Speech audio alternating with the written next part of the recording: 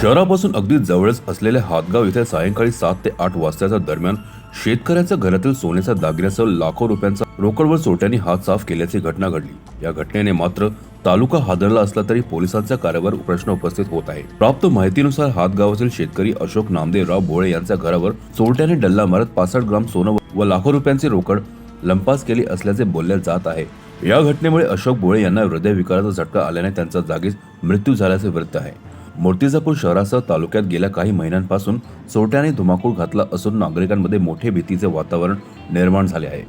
घटनास्थळी मूर्तिजापूरचे उपविभागीय पोलीस अधिकारी मनोहर दाभाडे, शहर पोलीस स्टेशनचे निरीक्षक अजित जाधव यांच्यासह अकोला स्थानिक गुन्हे शाखाच्या पथकाकडून कसून पाहणी सुरू असून मूर्तिजापूर शहर पोलीस घटनेचा तपास करत असले तरी चोरटे जणू पोलिसांना आव्हान देत पोलिसांच्या हातावर तुरी देऊन पोबारा करत असताना देखील पोलीस प्रशासनास चोरट्यांनी शोध घेण्यास अपयश येत असल्याने अकोला पोलिसांच्या कार्यावर प्रश्न उपस्थित होत आहे।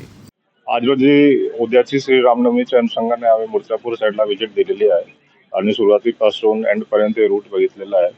तर सर्वांनी शांततेत मिरवणुकीमध्ये सहभागी व्हावं। तसेच कालवली जे घटना घडली HBTची याचे डिटेक्शन बद्दल HDP साहेबांनी आदेशित केलेला आहे आणि ते लवकर उघड होईल असं आमचं मत आहे। बऱ्याच चोरींचं प्रमाण वाढलेलं, भीतीचं प्रमाण व्यापारी वर्गांमध्ये। कॅमेरामॅन अमेय आगरकरसह Vidarbha bureau chief Prateek Kurekar, CN news Akola. CEN news देश प्रदेश की ताजा तरीन खबरों के लिए CEN न्यूज को सब्सक्राइब करें और रहें पल पल की खबर से हर पल बाखबर।